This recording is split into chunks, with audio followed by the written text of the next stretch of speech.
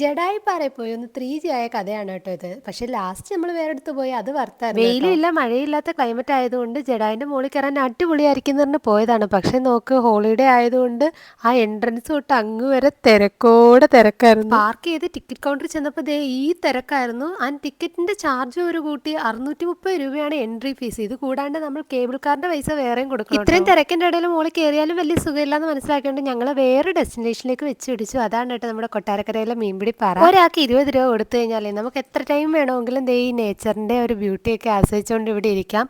അടിപൊളിയാണ്. എക്സ്പെഷ്യലി നമുക്ക് ദേ ഇതിന്റെ നടുക്കൂടൊക്കെ ഇങ്ങനെ നന്നായിട്ട് ഇറങ്ങി നടക്കാൻ പറ്റും. വലിയ ഒഴുക്കൊന്നും ഇല്ല.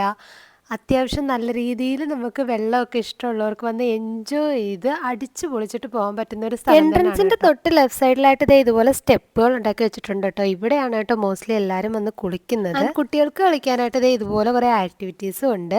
എന്തായാലും നല്ലൊരു എക്സ്പീരിയൻസ് തന്നെയാണ്. അപ്പോൾ കൊട്ടാരക്കരയിൽ എത്തിപ്പെടാൻ പറ്റുന്നവർ ഇവിടെ എന്തായാലും ഒരു മസ്റ്റ് വിസിറ്റ് തന്നെയാണ് കേട്ടോ. അപ്പോൾ ഇന്നത്തെ വ്ലോഗ് ഇത്രയേ ഉള്ളൂ. Bye bye.